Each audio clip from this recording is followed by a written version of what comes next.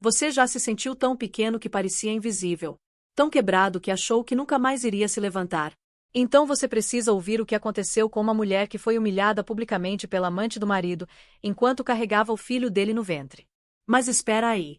O que essa amante arrogante não sabia é que aquela mulher frágil guardava um segredo capaz de destruir tudo e todos ao seu redor. E quando ela finalmente revelou quem realmente era, o chão desabou debaixo dos pés de quem riu dela. Senta aí que essa história vai te deixar de queixo caído. Amélia sempre acreditou em contos de fadas.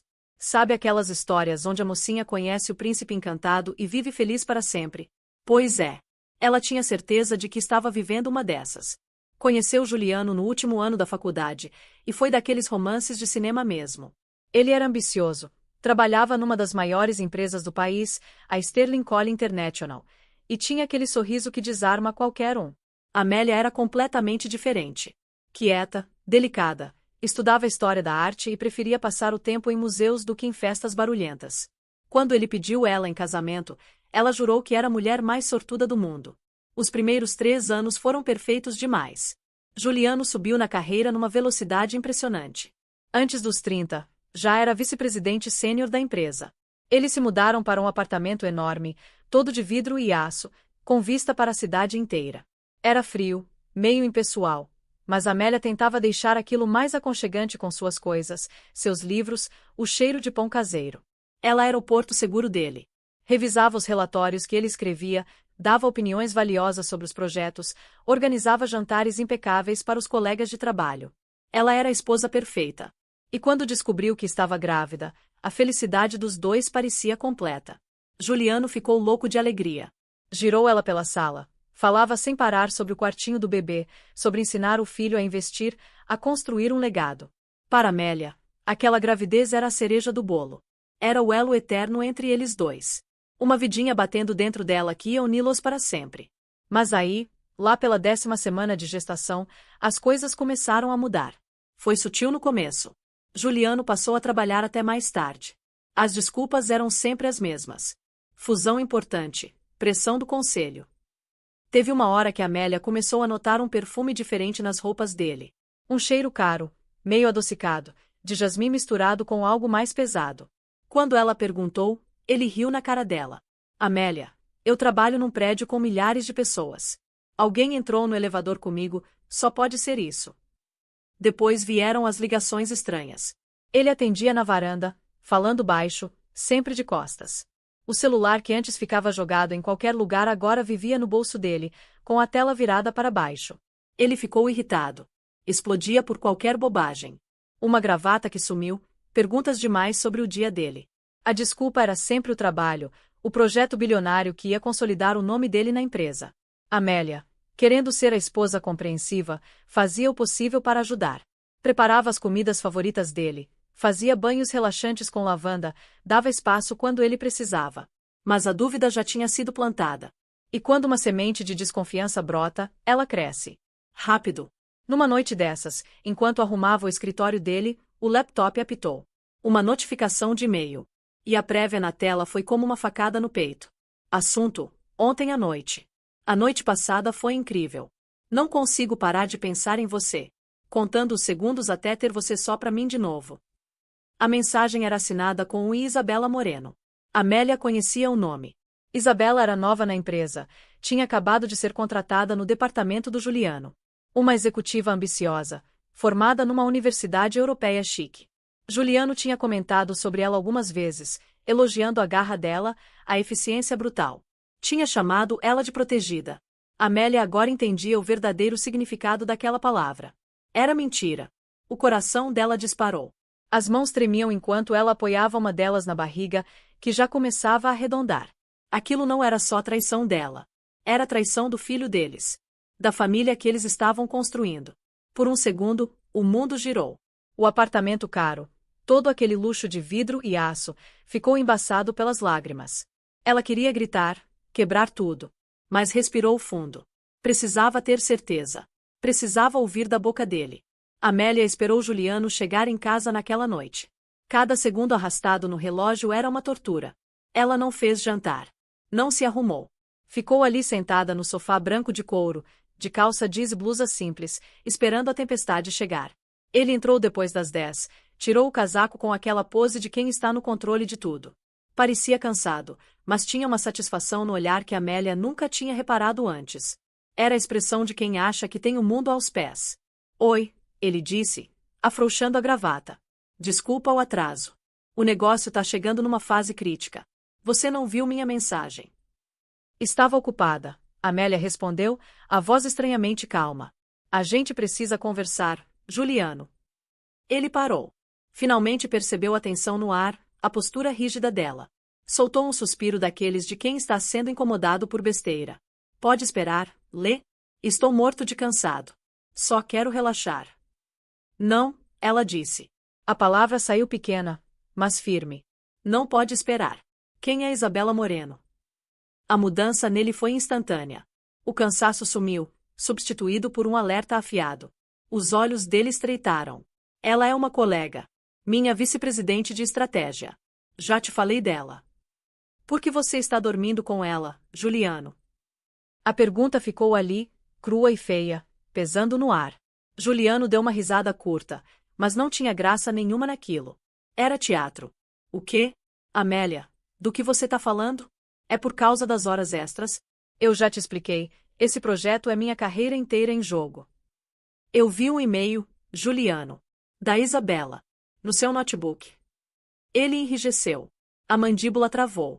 Foi até o bar, de costas para ela, e se serviu de uísque. Estava ganhando tempo, montando a mentira. Você estava bisbilhotando meu notebook. E a confiança, Amélia. Era incrível como ele conseguia virar o jogo tão rápido. Mas ela não ia deixar. É engraçado você falar em confiança. O e-mail dizia, a noite passada foi incrível. Assinado com I. Ele tomou um gole longo antes de se virar. A cara dele tinha mudado de defesa para condescendência cansada. Amélia, você tá deixando a imaginação correr solta. A Isabela é intensa. Ela é europeia. Eles são mais expansivos. Ela estava falando de fechar uma fase preliminar do negócio. A gente virou a noite toda, o time inteiro. Foi uma vitória enorme. Você tá distorcendo um parabéns profissional em algo sujo. Ele era tão convincente. Por um instante, ela quase acreditou. Queria acreditar. Mas aquele olhar dela, aquele que consegue enxergar além da superfície de uma pintura até a verdade do artista, viu a mentira por trás das palavras dele. Que estranho, ela disse, a voz ganhando um fio de força. Porque o Ben ligou aqui ontem, umas 7 da noite, perguntando se você queria tomar uma cerveja. Ele disse que você tinha saído do escritório há horas. O rosto de Juliano ficou em branco. Foi uma mudança mínima, mas ela viu. A máscara escorregou. Ele tinha sido pego. E sabia disso. A estratégia dele mudou na hora, de negação para ataque. Então agora você tá me vigiando. Ligando para os meus colegas? Que deu em você, Amélia? São os hormônios? Você tá tão insegura assim. Ele gesticulou pelo apartamento luxuoso. Olha essa vida. Eu construí isso pra gente, pra nossa família. E você me acusa de jogar tudo fora por causa de um e-mail mal interpretado e uma ligação. Ele estava fazendo ela se sentir pequena. Irracional. Louca. As lágrimas que ela tinha segurado começaram a cair. Isso não é sobre o apartamento, Juliano. É sobre nós. Eu sinto você se afastando. Você tá distante, tá irritado, e agora eu sei que você tá mentindo pra mim. Eu não estou mentindo. Ele gritou, a voz ecoando naquele espaço frio. Deu passos largos até ela, imponente, olhando de cima. Eu tô me matando de trabalhar por você, por esse bebê, e eu chego em casa e é isso que eu encontro. Um interrogatório? Talvez eu esteja distante mesmo. Talvez eu não queira voltar para casa e encontrar essa suspeita, esse apego sufocante. A palavra apego doeu como um tapa. Ele via o amor dela, a preocupação, o desejo de conexão como fraqueza. Via ela como fraqueza. Não dá para fazer isso agora, ele disse, pegando as chaves. Vou sair. Preciso de ar. A gente conversa quando você tiver se acalmado e estiver pronta para ser racional. Ele saiu. A porta pesada fechou com um clique, deixando Amélia sozinha naquele apartamento enorme e vazio. O silêncio era mais alto que os gritos. Era o som do casamento dela desmoronando. As lágrimas vieram com força agora. Desesperadas.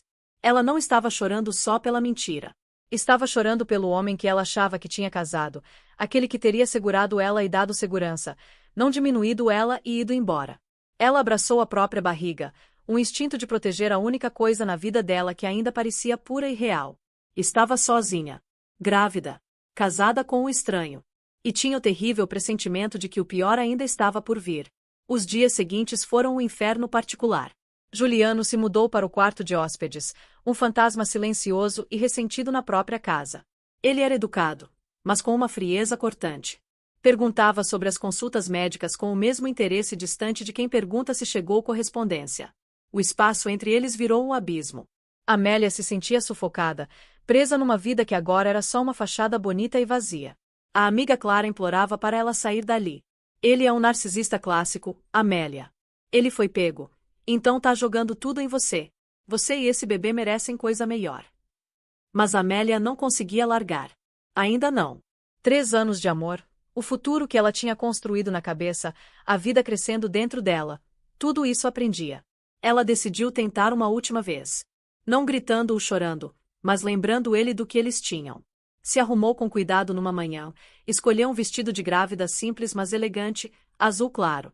Pegou um álbum de fotos pequeno, com fotos do casamento, das viagens, da primeira ultrassom. Ia até o escritório dele, surpreender no almoço, e apelar para o homem por quem ela se apaixonou. Tinha que tentar. Escolheu uma cafeteria charmosa na rua do enorme prédio da Sterling Colley, um lugar onde os executivos júnior costumavam ir. Mandou uma mensagem simples para Juliano. Estou na cafeteria Daily Grind, do outro lado da rua. Por favor, podemos conversar só 5 minutos. Por nós dois. Ela esperou, tomando um café descafeinado, o álbum de fotos na mesa como uma prece desesperada. Depois de 20 minutos, o coração dela deu um salto. Ela viu ele atravessando a rua. Mas ele não estava sozinho. Do braço dele, possessiva, vinha uma mulher de beleza tão impressionante que até doía. Cabelo preto liso num corte moderno e afiado, um terno vermelho que gritava poder e ambição. Era Isabela Moreno. Mesmo de longe, Amélia via a intimidade entre eles. O jeito que Isabela ria olhando para cima, o jeito que ele sorria de volta, um sorriso verdadeiro, sem proteção, que Amélia não via há meses. Eles entraram na cafeteria, e a risada morreu quando viram ela. O rosto de Juliano endureceu numa máscara de irritação. O de Isabela era um estudo em curiosidade condescendente. Ela olhou Amélia de cima a baixo, os olhos parando na barriga com um lampejo de algo que parecia desdém. Amélia, Juliano disse, a voz gelada. O que você tá fazendo aqui? Isso é totalmente inapropriado. Eu queria conversar, Amélia sussurrou, a voz quase inaudível. Os olhos dela estavam fixos na mão de Isabela, ainda ligada ao braço do marido dela. Isabela se soltou e deslizou para a cadeira em frente a Amélia. Não esperou o convite. Então você é a esposa. Ela disse, a voz suave com um sotaque europeu leve e indefinido. Olhou para o álbum de fotos. Ah, que fofo. Uma viagem pela memória. Deixa eu adivinhar, você estava esperando relembrar os bons tempos. Juliano ficou parado atrás dela, desajeitado, um covarde silencioso e cúmplice. Isso é entre meu marido e eu, Amélia disse, encontrando um fiapo de coragem. Isabela riu. Não foi uma risadinha. Foi um som afiado, cheio de deboche. Querida, o que eu e o Juliano temos é o futuro. Ambição, poder. A gente tá fechando o maior negócio da história da Sterling Colley. O que você tá oferecendo para ele? Nostalgia e fralda. As lágrimas começaram a brotar nos olhos de Amélia, quentes e vergonhosas. Ela odiava chorar na frente dessa mulher, odiava mostrar essa fragilidade. A gente tá tendo um bebê, Juliano, ela implorou, olhando além de Isabela para o marido. Isso não significa nada para você. Juliano finalmente falou, as palavras como pedras. Amélia, isso não tá funcionando. Não funciona faz tempo. Eu quero o divórcio. As palavras acertaram ela com a força de um soco. Divórcio. Era definitivo. Irrevogável. As lágrimas escorreram, marcando caminhos nas bochechas dela. Ela tateou por um guardanapo, as mãos tremendo. E então aconteceu. O momento que ficaria gravado na memória dela para sempre. Isabela observou as lágrimas silenciosas de Amélia, e um sorriso lento e cruel se abriu nos lábios perfeitos dela. Ela se inclinou para a frente como se fosse compartilhar um segredo. Lágrimas? Sério, ela murmurou, a voz pingando desprezo. Como é previsível. Sabe, eu quase sinto pena de você. Você nunca teve chance mesmo, não é? Você é de um mundo diferente. mole, fraca. Ela se levantou, alisando o casaco vermelho. Agora, se você nos der licença, o Juliano e eu temos um almoço de comemoração para ir. A gente tá finalizando a aquisição. Ele vai ganhar uma cadeira no conselho, sabia? E eu. Ela acrescentou com um brilho triunfante nos olhos, vou estar bem ali do lado dele. Ela se levantou, alisando o casaco vermelho. Juliano nem olhou para Amélia. Simplesmente virou e seguiu Isabela para fora da cafeteria, deixando Amélia sozinha na mesa, as lágrimas caindo nos rostos sorridentes do álbum de fotos. A risada ecoava na mente dela, uma trilha sonora cruel para o momento em que a vida dela virou cinzas. Naquela humilhação pública, em meio aos destroços do casamento, algo dentro de Amélia mudou. A delicadeza que Isabela tinha zombado começou a endurecer. A dor era tão imensa, tão completa, que queimou os últimos vestígios da garota ingênua que ela tinha sido. E das cinzas, algo novo estava nascendo. Algo frio e resoluto. Amélia não lembra como chegou em casa. A corrida de táxi foi um borrão de paisagens urbanas vistas através de um prisma de lágrimas. O porteiro deu um sorriso solidário que ela não conseguiu retribuir. O apartamento, que um dia tinha sido símbolo da vida de conto de fadas, agora parecia um mausoléu. Vasto e vazio, zombando dela com silêncio. Ela andou pelos cômodos, um fantasma na própria casa, a mão nunca deixando a barriga. Esse bebê, essa vida inocente, era tudo que ela tinha. As palavras de Juliano, eu quero divórcio, e a risada cruel de Isabela tocavam em loop torturante na mente dela. Ela desabou no chão do closet, cercada pelos ternos caros de Juliano e pela própria coleção de vestidos que agora pareciam fantasias de outra vida. Estava no fundo do poço absoluto. Não tinha como cair mais. A família dela era modesta, morava numa cidade pequena a centenas de quilômetros. Ela não podia colocar esse peso neles, esse fracasso. Tinha se afastado de algumas amigas antigas, tão absorta que ficou no mundo de Juliano. Estava bem e verdadeiramente sozinha. Sentada ali, cercada pelo cheiro de cedro e pela traição do marido, uma lembrança surgiu. Era fraca, de anos atrás, logo depois da morte da mãe. O pai dela, um homem que ela mal conhecia, tinha aparecido no funeral. Era um sujeito quieto, quase dolorosamente recluso, que tinha ido embora quando Amélia era só uma criancinha. A história que sempre contavam era que ele não aguentava a responsabilidade de uma família. Ele ficou para a cerimônia, trocou algumas palavras desajeitadas com ela, e antes de ir embora, pressionou uma caixa pesada de madeira laçada nas mãos dela. Amélia, ele tinha dito, a voz rouca de desuso, eu não fui o pai que você merecia. Tem razões, razões complicadas e feias, mas elas não são desculpas. Pega isso. Não abre. Guarda num lugar seguro. Eu rezo para que você nunca precise. Mas se algum dia você se encontrar na sua hora mais escura, quando sentir que perdeu tudo e não tem para onde ir, abre a caixa. Vai ter o que você precisa. Ela tinha descartado aquilo na época como devaneios estranhos de um pai ausente, mas tinha guardado a caixa. Estava no canto mais alto do closet, uma relíquia esquecida de um passado em que ela raramente pensava. Sua hora mais escura. As palavras ecoaram com uma premonição arrepiante. Era isso.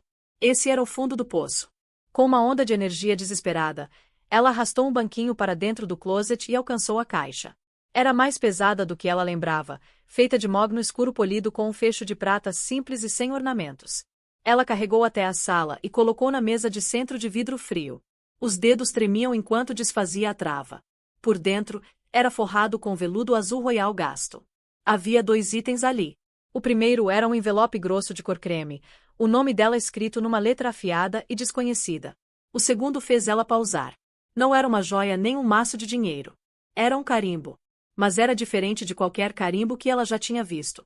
Era pesado, feito de bronze maciço e madeira, com um selo meticulosamente entalhado na base. Mostrava uma letra S estilizada entrelaçada com um C, cercada pelas palavras Sterling Colley International Officium Sensoris. O carimbo do CEO. Parecia algo de museu. Um artefato de poder imenso e antigo. As mãos dela tremendo, abriu o envelope. Dentro estava uma carta de várias páginas e uma pilha de documentos legais. Ela começou a ler as palavras do pai. Minha querida Amélia. Se você está lendo isso, significa que meus maiores medos se concretizaram e você está num lugar de grande dor. Sinto muito profundamente.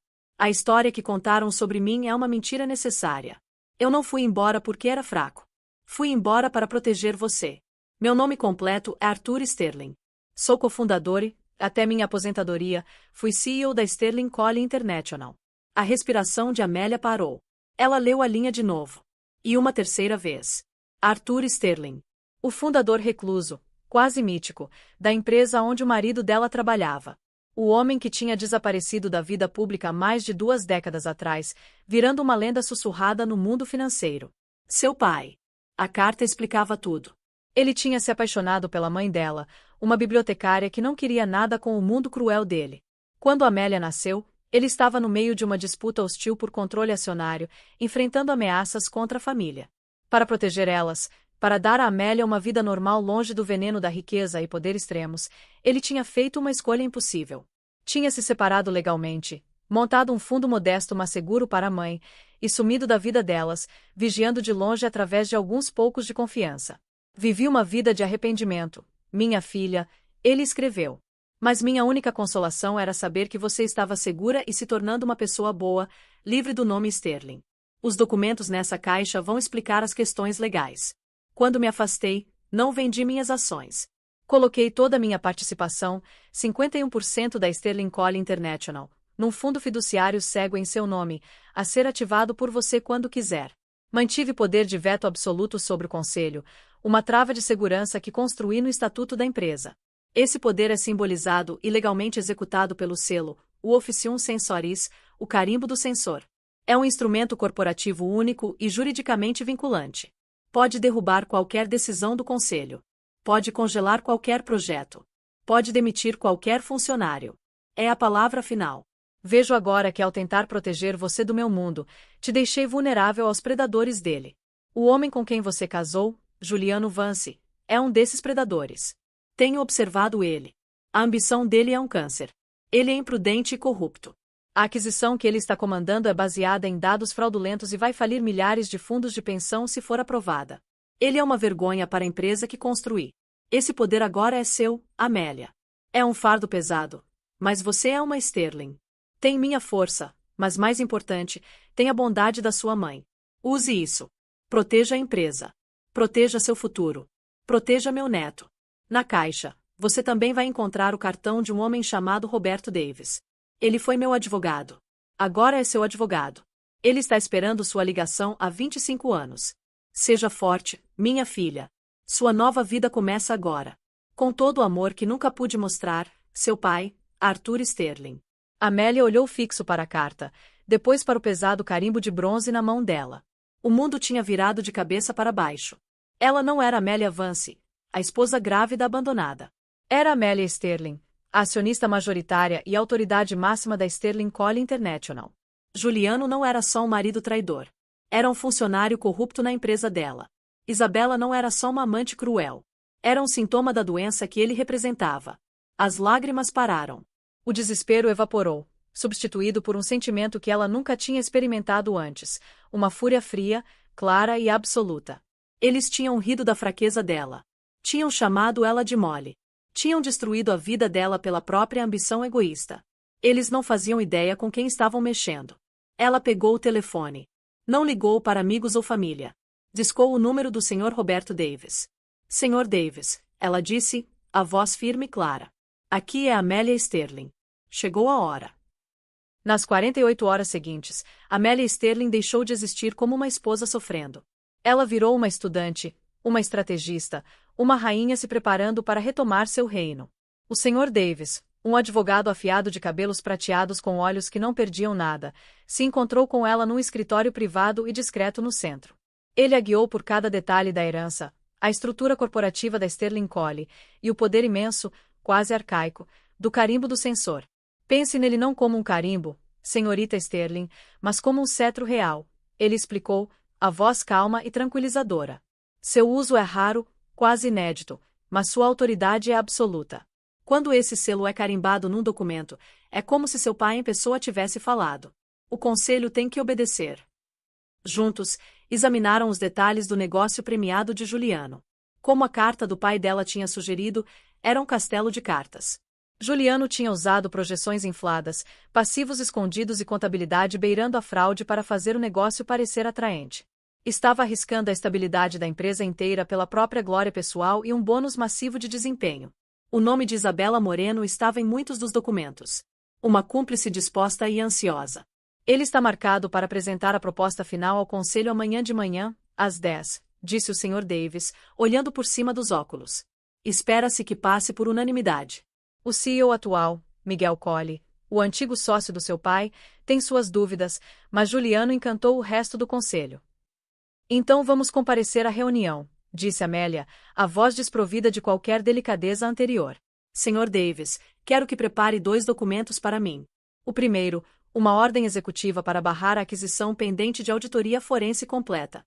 O segundo, papéis de demissão para uma tal Isabela Moreno por má conduta profissional grave e cumplicidade em fraude corporativa. O Sr. Davis permitiu-se um sorriso fino. Com prazer, senhorita Sterling. Com prazer. Na manhã seguinte, a sala de reuniões da Sterling Colli International vibrava de energia. Era uma catedral de poder corporativo. Uma mesa longa de mogno polida como espelho, cercada por janelas panorâmicas que olhavam para a cidade lá embaixo. Juliano Vance estava na ponta da mesa, a própria imagem do sucesso. Ele estava radiante, a confiança elétrica. Hoje era a coroação dele. Isabela estava sentada logo atrás, fora do círculo principal dos membros do conselho, agindo como assessora. Ela lançava olhares de pura adoração e triunfo para ele. Eles tinham vencido. Miguel Colli, o CEO envelhecido mas ainda formidável, abriu a reunião. Certo, Juliano, esse é seu momento. Vamos ouvir a apresentação final sobre a aquisição da Omnicorp. Juliano começou o discurso, a voz suave e persuasiva. Falava sobre sinergia, domínio de mercado, um futuro ousado e novo para Sterling Colli. Os membros do conselho, titãs da indústria, acenavam, cativados. Ele estava 10 minutos dentro da apresentação quando as portas pesadas da sala se abriram. Todas as cabeças viraram. Amélia Sterling entrou. Ela não era a mulher encharcada de lágrimas da cafeteria. Estava transformada.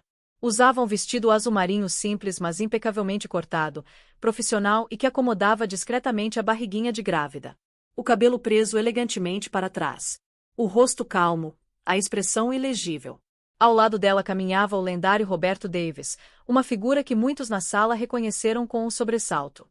Juliano congelou no meio da frase, a boca aberta. A fachada confiante desmoronou, substituída por choque puro. O rosto de Isabela ficou pálido, o sorriso triunfante sumindo. Amélia, que diabos você está fazendo aqui? Juliano gaguejou, encontrando a voz. Segurança. Miguel Colli levantou a mão. Calma, Juliano. Ele semicerrou os olhos para Amélia, um lampejo de reconhecimento nos olhos velhos. Moça, essa é uma reunião fechada do conselho. Quem é você? Amélia caminhou calmamente até a ponta da mesa, diretamente oposta a Juliano. Colocou a pasta de couro na mesa e encontrou o olhar do CEO. Minhas desculpas pela interrupção, Sr. Colli, ela disse, a voz clara e firme, ressoando com uma autoridade que nenhum deles jamais tinha ouvido dela. Meu nome é Amélia Sterling. Um suspiro coletivo atravessou a sala. O nome Sterling era terreno sagrado. Juliano parecia ter levado um choque. Sterling, ele balbuciou. Isso não é possível. O nome dela é Vance. Ela é minha esposa. O Sr. Davis deu um passo à frente e colocou uma pasta na frente do Sr. Colli. Senhores do conselho, permitam-me apresentar a senhorita Amélia Sterling, filha de Arthur Sterling, a partir de 2 dias atrás, a acionista majoritária ativada desta corporação. A sala explodiu em murmúrios. O Sr. Colli abriu a pasta, os olhos percorrendo os documentos legais. Olhou dos papéis para Amélia e de volta. A expressão mudou de confusão para a realização atônita e então para um respeito crescente. Está tudo em ordem, ele murmurou. O fundo, as ações, está tudo aqui. Amélia abriu a própria pasta. Tirou a caixa forrada de veludo, abriu e colocou o pesado carimbo de bronze do censor na mesa. O baque que fez foi pequeno, mas pareceu sacudir a sala inteira. E acredito que todos vocês reconhecem isso, ela disse baixinho. Silêncio. Absoluto silêncio de alfinete. Os membros do conselho encararam o carimbo como se fosse uma relíquia sagrada. Eles conheciam as lendas. Sabiam o que significava. O rosto de Juliano tinha perdido toda a cor. Ele olhou do carimbo para Amélia, a mente claramente lutando para reconciliar a esposa modesta que ele tinha diminuído com a força que estava diante dele. Isabela parecia fisicamente doente. O mundo deles, construído numa fundação de mentiras e ambição, estava rachando sob os pés. Amélia olhou diretamente para o marido, os olhos frios e duros como diamantes. Senhor Vance, ela disse, a voz cortando o silêncio. Por favor, continue com sua apresentação. Estou muito interessada em ouvir sobre o futuro que você planejou para minha empresa. Juliano ficou parado, congelado. O orador confiante de momentos atrás tinha sumido, substituído por um homem em pânico. Os olhos de cada membro do conselho estavam nele, mas os olhares não estavam mais cheios de admiração. Estavam cheios de suspeita, confusão e o horror nascente de que tinham sido completamente enganados. Ele começou a mexer nos papéis. As palavras na página, antes suas armas de persuasão, agora pareciam uma língua estrangeira. Você estava falando sobre domínio de mercado. Amélia provocou, a voz glacialmente calma. Ela não precisava levantar a voz. O poder na sala tinha mudado tão completamente que a palavra mais baixa dela carregava o peso de uma ordem. Ela voltou a atenção para o conselho. Senhores, meu pai, Arthur Sterling, construiu essa empresa numa fundação de integridade e estabilidade. Ele acreditava que nosso maior ativo não era nossa participação de mercado, mas nossa reputação. Uma reputação de ser astutos, sim, mas também de ser honestos. Ela pegou uma cópia da proposta de aquisição de Juliano da mesa. Mandei revisar essa proposta, e acho que falta aquela integridade fundacional.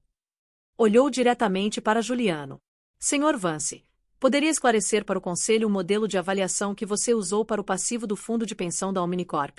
Meus números mostram uma discrepância de quase 900 milhões de reais, que você parece ter convenientemente categorizado como boa vontade. Juliano empalideceu ainda mais. Foi um tiro de atirador de elite, uma pergunta precisa e devastadora que cortou direto no coração da fraude dele. Ele não tinha resposta. Abriu e fechou a boca, mas nenhum som saiu. Entendo, Amélia disse. Duas palavras pingando finalidade. Ela pegou o documento que o Sr. Davis tinha preparado, a ordem executiva para barrar a aquisição. Colocou bem no centro da mesa. Então alcançou o carimbo do censor. A sala prendeu a respiração. Ela levantou o pesado selo de bronze. Parecia sólido, real, um canal para uma justiça que ela nunca pensou que teria. Olhou para Juliano, para o império que ele tinha tentado construir em cima da dor dela. Então abaixou o carimbo no papel. Tum! O som foi definitivo. Absoluto. Era o som de uma porta batendo, de um futuro sendo reescrito. Uma impressão perfeita e nítida do selo Sterling Cole estava agora gravada no documento. A aquisição da Omnicorp está por meio desta vetada e suspensa indefinidamente, ela anunciou. Sr. Cole, estou ordenando uma auditoria forense independente completa do departamento inteiro de fusões e aquisições dos últimos 2 anos. Quero cada negócio que o Sr. Vance já tocou colocado sob microscópio. Miguel Cole, que tinha assistido com uma mistura de admiração e alívio nascente, acenou secamente. Considere feito, senhorita Sterling. Juliano finalmente desabou na cadeira, um homem quebrado. A carreira, a reputação, as grandes ambições, tudo destruído em questão de minutos. Mas Amélia não tinha terminado. O olhar dela mudou, passando por Juliano até a mulher atrás dele. Isabela Moreno tinha tentado se tornar invisível, encolhendo contra a parede, mas agora estava presa pelo olhar de Amélia. Senhorita Moreno, Amélia disse, a voz perigosamente suave. Você uma vez me disse que você e o Sr. Vance representavam o futuro, que vocês valorizavam a ambição e poder. Amélia pegou o segundo documento do Sr. Davis. Na minha empresa, ambição é recompensada, mas conspiração para cometer fraude corporativa e falta profunda de ética profissional não são.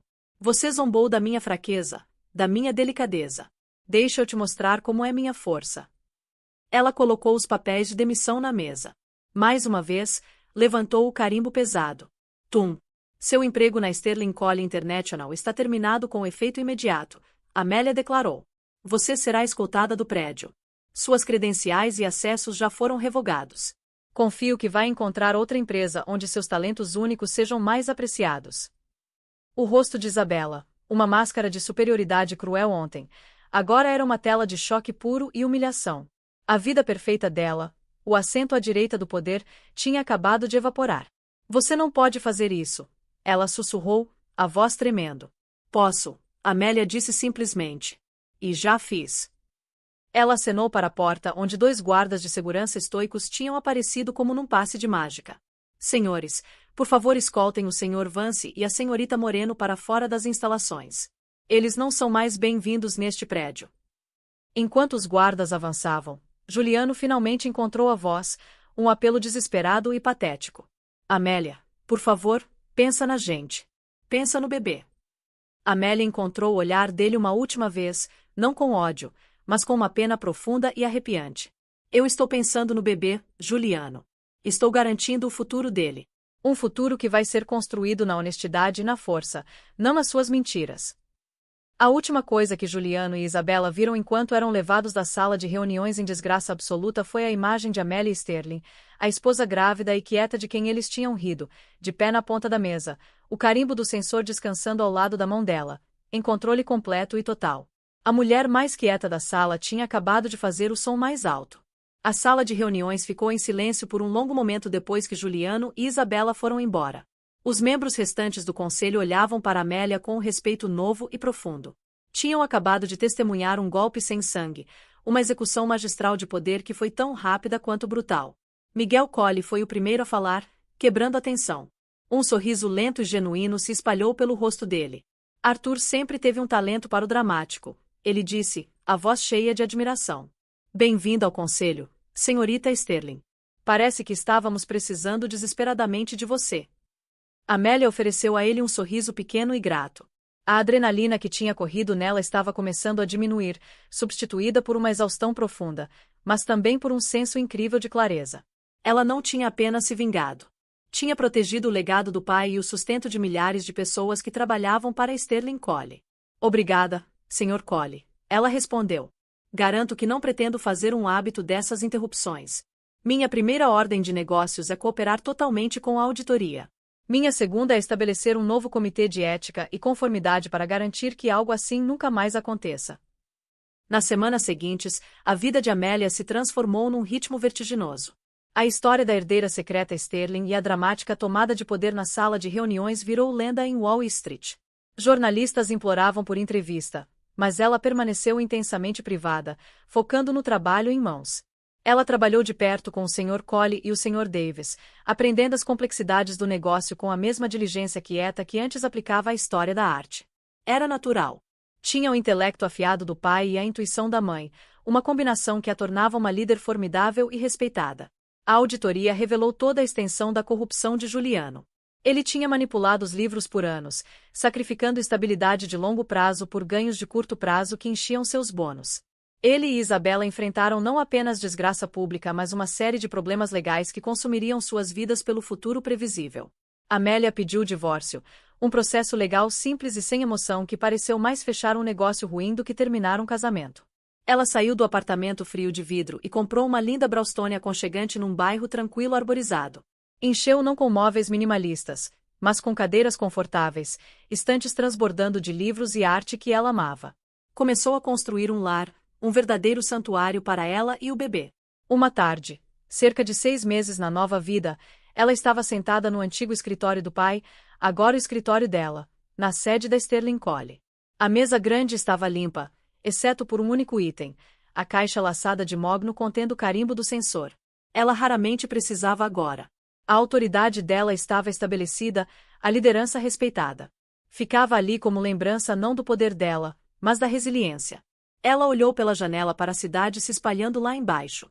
Era a mesma vista do antigo apartamento de Juliano, mas parecia diferente agora.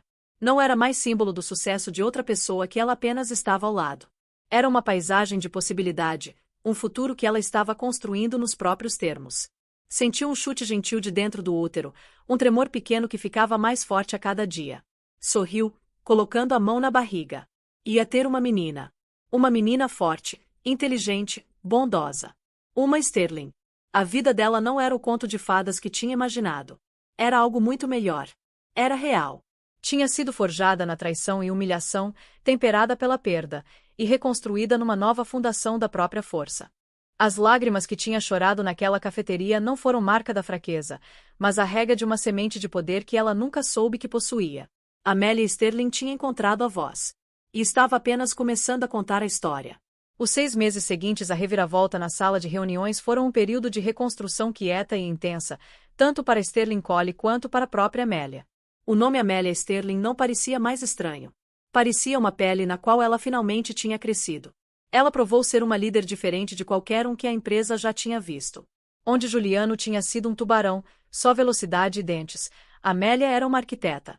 Movia-se com propósito deliberado, reforçando as fundações da empresa ao invés de perseguir aquisições arriscadas de alto perfil.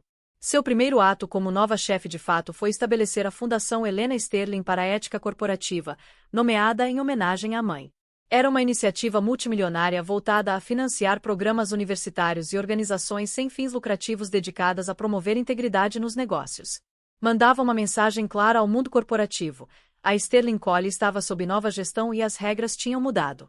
Ela também defendeu uma reforma abrangente de benefícios para funcionários, expandindo licença parental e recursos de saúde mental, argumentando que a força de uma empresa é construída de dentro para fora. O conselho, inicialmente cauteloso, foi conquistado pela visão clara dela e pelo impacto positivo constante no moral e produtividade. As notícias sobre o destino de Juliano e Isabela viraram nota de rodapé nos jornais financeiros. Despojados das carreiras e reputações, estavam atolados em processos da CVM e acionistas insatisfeitos. A queda deles foi tão rápida e brutal quanto a ascensão tinha sido. Amélia lia as manchetes com um senso distante de finalidade, como fechar um livro de história num capítulo particularmente sombrio. Eram fantasmas de uma vida passada, e ela não tinha tempo para ser assombrada. O presente estava nos cômodos quentes e ensolarados da Brownstone.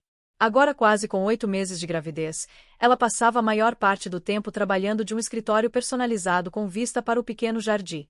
Estava numa teleconferência com o conselho, discutindo projeções trimestrais quando a campainha tocou. Se desculpando, caminhou devagar até a porta, uma mão descansando na curva firme da barriga. Parado na soleira estava Miguel Colley. Ao lado dele estava um homem mais velho, mais magro, que se apoiava pesadamente numa bengala simples de madeira. Estava vestido com um paletó de tweed simples e parecia mais um professor aposentado do que um titã corporativo. Mas os olhos eram de um tom de azul surpreendentemente familiar, afiados e inteligentes, não perdendo nada. A respiração de Amélia parou na garganta. Amélia, Miguel disse gentilmente. Este é Arthur Sterling. Ele pediu para vê-la. Era o pai dela, em carne e osso. Não o fantasma de uma carta, mas um homem parado na varanda. Ela ficou sem palavras por um momento, então simplesmente acenou e se afastou para deixá-los entrar. Dentro, Arthur Sterling olhou ao redor da casa que ela tinha construído, o olhar demorando na arte, nas estantes transbordando, na luz suave. Havia uma expressão de aprovação quieta nos olhos dele. Miguel Colley, sempre o diplomata, murmurou suas desculpas e saiu, deixando pai e filha sozinhos pela primeira vez em mais de 2 décadas. Você tem o gosto da sua mãe, Arthur disse, a voz rouca, como ela lembrava do funeral. Ela conseguia fazer qualquer espaço parecer um santuário. Obrigada, Amélia conseguiu dizer, o coração batendo forte. Quer sentar? Ele acenou, e sentaram em poltronas confortáveis uma de frente para a outra. O silêncio entre eles não era desconfortável. Era pesado com anos não ditos. As coisas que tenho ouvido, ele começou, olhando para ela com uma intensidade quase avassaladora. O jeito que você lidou com o conselho, a fundação. Te chamam de arquiteta Sterling. Dei a você uma arma para sobreviver a uma batalha. Você usou como ferramenta para construir uma era de paz. Ele balançou a cabeça levemente, uma expressão de admiração profunda no rosto. Estou tão incrivelmente orgulhoso de você, Amélia. Lágrimas picaram os olhos de Amélia, mas ela as afastou. Fiz o que tinha que fazer, ela disse baixinho. Você me deu a chance de reagir. Nunca vou conseguir agradecer o suficiente por isso. Foi uma aposta desesperada, ele admitiu, o olhar caindo nas mãos descansando na bengala. O último recurso de um pai. Eu deveria ter estado lá. Deveria ter te protegido de homens como ele desde o começo. Meu maior arrependimento é que minha proteção pareceu tanto com abandono. Antes que Amélia pudesse responder, sentiu um chute forte e definitivo da filha. Fez uma careta leve, um sorriso pequeno tocando os lábios. Os olhos de Arthur dispararam para a barriga dela, a expressão amolecendo completamente. Parece que minha neta tem uma opinião sobre o assunto, ele disse, um sorriso genuíno e caloroso transformando os traços cansados. Ela é briguenta, Amélia respondeu, esfregando o local. Quer ver o quarto dela? Um lampejo de esperança e gratidão cruzou o rosto dele. Muito. Ela o levou para cima, ao berçário. Era um quarto de amarelos e cremes suaves, com um mural pintado à mão de uma floresta pacífica numa parede. Um berço lindo de madeira ficava no centro, esperando. Era um quarto cheio de amor e antecipação. Arthur ficou parado na porta, apoiado na bengala, simplesmente absorvendo tudo. Esse era o legado. Não o preço das ações ou as torres corporativas, mas isso. Uma vida nova, um futuro do qual ele nunca pensou que faria parte. Passei minha vida construindo um império de aço e vidro, Amélia, ele disse, a voz grossa de emoção.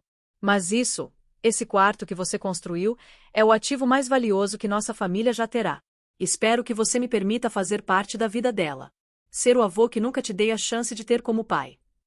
Amélia caminhou até ele e pela primeira vez colocou a mão no braço do pai. Eu gostaria muito disso, pai. A palavra ficou no ar, uma ponte através de uma vida inteira de distância. Naquele berçário quieto, cercado pela promessa do futuro, o arquiteto de um legado corporativo e arquiteta de uma família nova finalmente, verdadeiramente, voltaram para casa. A história de Amélia é um lembrete poderoso de que as pessoas mais quietas geralmente têm mais a dizer. Força verdadeira não é sobre ser a pessoa mais barulhenta da sala, mas sobre ter convicção para agir quando mais importa. Ela transformou a dor mais profunda no poder maior, não só pela vingança, mas para construir um futuro melhor para ela, a filha, e o legado que herdou. A jornada dela de esposa de coração partido a líder da sala de reuniões mostra que às vezes sua hora mais escura é justo o momento antes do amanhecer da sua própria força incrível. Se a história de resiliência e triunfo dela te emocionou, mostre seu apoio. Aperta aquele botão de curtir. Compartilha esse vídeo com alguém que precisa lembrar do próprio poder interior. E mais importante, se inscreve no nosso canal para mais histórias inesquecíveis de justiça, empoderamento e vingança doce, muito doce. Qual foi seu momento favorito da virada de Amélia? O suspiro na sala de reuniões? O som do carimbo? Deixa nos comentários aqui embaixo. Adoramos ouvir vocês. Até a próxima. Lembra da sua própria força. Vocês não vão acreditar no que eu vou contar hoje. Imaginem só a cena. Um cara rico, cheio de si, convida a ex-mulher para uma festa chique só para mostrar como ele venceu na vida depois que se separou dela. O problema? Ele não fazia a menor ideia de quem ela realmente era. E quando descobriu, gente, foi um vexame histórico que virou lenda em São Paulo inteira. Esta é a história de como o universo tem um senso de humor cruel, e de como às vezes a pessoa mais silenciosa da sala é exatamente quem você menos deveria subestimar. O convite do inferno. Lia Mendonça estava no seu escritório no 52º andar de um dos prédios mais caros da Faria Lima, observando São Paulo se espalhar aos seus pés como um tapete dourado. Cara, ele se sentia o rei do mundo. Acabava de fechar mais uma rodada milionária na sua startup de tecnologia, a Mendonça Tech, e estava planejando a festa de gala mais pomposa que São Paulo já tinha visto. Mas tinha um detalhe que estava incomodando ele. Um fantasma do passado que precisava ser exorcizado de uma vez por todas, Maia Santos, sua ex-mulher. Sabe aquelas pessoas que ficam remoendo o passado? Era exatamente isso que rolava com o Liam. Não conseguia aceitar que tinha sido feliz um dia com uma mulher simples demais pro padrão de sucesso que ele tinha criado na cabeça. Maia trabalhava num centro cultural no centro da cidade, dava aulas de arte para crianças carentes, vivia com as mãos sujas de tinta. Para ele, aquilo era coisa de quem não tinha ambição. Então ele teve a ideia mais cruel e narcisista possível: convidar Maia para a gala. Não por bondade, não por saudade. Ele queria que ela visse com os próprios olhos o mundo que ele tinha conquistado sem ela. Queria mostrar sua nova noiva, a socialite Bianca Torres, todo aquele glamour, todo aquele dinheiro, e deixar bem claro que ela tinha ficado para trás. A secretária dele, a Kendra, tocou no interfone. Doutor Liam, a Bianca está na linha. Amor. A voz da Bianca era doce como mel envenenado. Você mandou o convite para sua ex. Acabei de mandar, Liam respondeu, girando a cadeira de couro italiano para contemplar a cidade. Assunto: um convite especial. Simples, elegante, quase benevolente. Bianca riu daquele jeito que as patricinhas de São Paulo riem quando estão sendo maldosas. Benevolente? Você é um monstro, Liam. Eu amo isso. Será que ela vai ter coragem de aparecer? Claro que vai, ele disse com uma confiança arrogante. Curiosidade mata até gato. Ela vai alugar um vestidinho de loja de shopping, aparecer completamente deslocada, e eu vou ser o perfeito cavalheiro. Vou apresentar você, mostrar esse mundo para ela, deixar bem claro que ela nunca teve o perfil para isso. É quase uma caridade, na verdade. Estou dando um closure para ela. A verdade é que Liam precisava dessa validação. Todo o sucesso dele parecia incompleto sem Maya como testemunha. Ela era o fantasma que assombrava sua mesa de jantar, a lembrança viva do que ele achava que tinha superado. Durante uma das brigas mais pesadas do divórcio, ele tinha jogado na cara dela: "Você tá satisfeita nadando na piscina infantil, Maya? Eu vou nadar até o horizonte." Agora ele precisava que ela visse o horizonte dele brilhando e soubesse que tinha ficado para sempre na beiradinha da praia. A empresa dele tinha virado um monstro multibilionário. Esta gala era para comemorar não só o sucesso, mas também para homenagear um investidor misterioso que tinha salvado o projeto mais importante da empresa de uma tentativa de compra hostil no ano anterior. Uma empresa chamada Santos Holdings, que ninguém sabia direito quem comandava. O único contato que tinham era com o vice-presidente Marcos Oliveira, um cara sério que falava pouco e sabia muito. Liam desligou com a Bianca, prometeu buscar ela no Lamborghini novo que tinha comprado, e ficou olhando para a cidade lá embaixo. Tinha tudo o que sempre sonhou: uma noiva linda e bem conectada, uma empresa que era inveja do Vale do Silício brasileiro, dinheiro para queimar. Então por que Maya ainda ocupava espaço na cabeça dele? Não era amor. Era algo mais primitivo. Era a necessidade de ter suas escolhas validadas, de provar que largar ela não foi só estratégico, foi a única opção. A presença dela na gala, pequeninha e insignificante no meio de toda aquela grandeza, seria a assinatura final no contrato do sucesso dele. O choque do e-mail. Do outro lado da cidade, Maya estava limpando pincéis numa pia cheia de água com cheiro de aguarrás quando o celular tocou. O nome Liam Mendonça na tela foi como um soco no estômago. 2 anos sem contato, 2 anos de paz, e de repente aquele nome maldito aparecia na tela. O dedo dela tremeu por cima da mensagem. Uma parte queria deletar sem abrir, tacar o celular na parede e ver ele se espatifar que nem ele tinha espatifado o coração dela. Mas a curiosidade, essa traição humana, venceu. Ela abriu. Gala Anual Mendonça Tech. Logo dourado cintilando na tela pequena do celular. Lugar chique. Propósito autopromocional. Era a cara do Liam. A mensagem era fria, impessoal. Maya, achei que você poderia ter interesse em comparecer. É por uma boa causa. Abraços, Liam. Boa causa, ela murmurou pro estúdio vazio. A única causa que você serve é a sua própria. Maya se jogou num banquinho de madeira, o celular pesando que nem chumbo na mão. Aquele convite não era um aceno de paz. Liam não fazia galhos de oliveira. Ele manejava espadas. Era uma intimação, um desafio. Vem ver o que você perdeu. Vem ver como eu estava certo de te deixar para trás. A arrogância era tão palpável que ela quase sentiu fisicamente, apertando o peito, dificultando a respiração. A vida dela agora era outro mundo comparado ao que tinha compartilhado com ele. O centro cultural era o santuário dela. Eternamente sem grana, eternamente bagunçado, mas real. Ali ela ensinava adolescentes em situação de risco a expressar raiva através da escultura, ensinava idosos a recapturar memórias fazendo retratos. As mãos sujas, as unhas curtas, mas o coração, mesmo cicatrizado, cheio. Era uma vida pequena, quieta, exatamente o tipo de vida que Liam desprezava. A dor da separação ainda doía como uma cólica crônica. Ele não tinha apenas a deixado. Tinha sistematicamente demolido a autoestima dela. Chamou a paixão dela de obsninho, a sensibilidade de fraqueza. Fez ela se sentir que seu contentamento silencioso era defeito de caráter, falta de imaginação. No final, ela quase acreditou. O telefone tocou, assustando ela. Marcos Oliveira. Maya. A voz do Marcos era um barítono quente e firme. Ele tinha sido o braço direito do pai dela, e agora era dela. Era a única pessoa que sabia a verdade completa. Os relatórios trimestrais estão prontos para sua revisão, mas você tá com a voz estranha. Tudo bem. Acabei de receber um convite, Maya disse, a voz tensa. Do Liam, para a gala da empresa dele. Pausa longa do outro lado.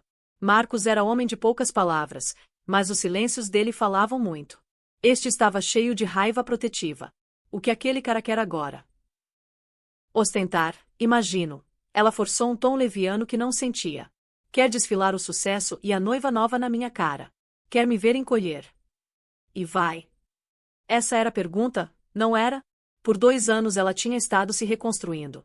Depois que o pai dela, o investidor recluso e genial Roberto Santos, morreu alguns meses após o divórcio, Maya ficou com uma herança que a deixou zonza. Santos Holdings, um império construído nas sombras. De repente, A mulher que Liam chamava de sem ambição era presidente de uma empresa multibilionária de investimentos. Ela ficou apavorada, mas Marcos estava lá guiando, ensinando, mostrando que a mesma intuição que usava para misturar cores na tela podia ser aplicada para ler balanços. Tinha boa cabeça, olho aguçado para detalhe, e um senso profundo de integridade que o pai passou para ela.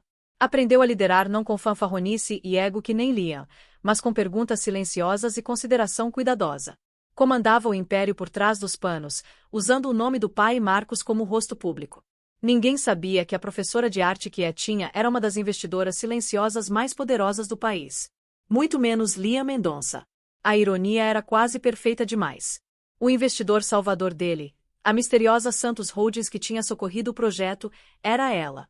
Tinha aprovado o investimento na recomendação do Marcos porque era uma decisão financeira sólida, e talvez uma pequena parte não caridosa dela tivesse curtido a ideia de possuir um pedaço do sucesso dele sem ele jamais saber. Não sei se vou, admitiu pro Marcos. Por que entrar na jaula do leão? Às vezes, Marcos disse, firme, você tem que entrar na jaula para lembrar o leão que você não é presa.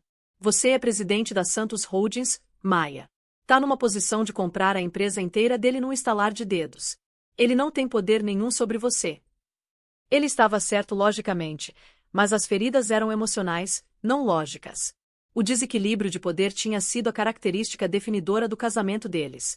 Agora as cartas tinham virado de forma tão dramática que era quase absurdo. Ele pensava que estava no topo do mundo olhando para baixo para ela. Na realidade, ela era a montanha onde ele estava em pé. Desligou e olhou para o estúdio. As telas, o barro, os projetos pela metade. Essa era a verdade dela. Era quem ela era. Mas quem ela era também incluía a mulher que assinava cheques de 9 dígitos. Não era só Maia Santos, a professora de arte gentil. Era também Dona Maia, a proprietária. Talvez fosse hora de integrar as duas. Uma determinação fria e lenta começou a cristalizar no coração dela. Não iria por vingança. Vingança era jogo do Liam. Iria por ela mesma. Entraria no mundo cintilante dele não como fantasma da esposa descartada, mas como a mulher que tinha se tornado. Não faria escândalo. Não choraria. Simplesmente seria, e deixaria ele ver que a pessoa que tinha tentado tanto quebrar tinha sido forjada. Pegou o celular e confirmou presença. Uma convidada, Maia Santos. A noite da verdade. O salão nobre do Hotel Copacabana Palace versão paulistana estava banhado em luz azul safira e dourada. Lustres pingavam cristais como cachoeiras congeladas, a luz refratando pelos centenas de convidados circulando embaixo. O ar vibrava com a energia elétrica de dinheiro, poder e influência. Este era o elemento do Liam, habitat natural dele. Ele estava perto da entrada principal, uma taça de champanhe francês vintage numa mão, o braço possessivamente ao redor da cintura da Bianca. Ela estava de tirar o fôlego num vestido carmesim que parecia derramado no corpo dela, contraste dramático com os tons frios do salão. Era o acessório perfeito, rindo das piadas certas, os olhos varrendo a multidão com o olhar praticado de predadora social. Amor, você se superou, murmurou, beijando a bochecha dele. Todo mundo que alguém tá aqui. Claro, Liam disse, o sorriso parecendo ensaiado. Sucesso atrai sucesso. Mas os olhos dele não paravam de olhar para a entrada. Era um caçador esperando a caça. Estava ensaiando o momento há dias. Seria calmo, sofisticado, um toque magnânimo.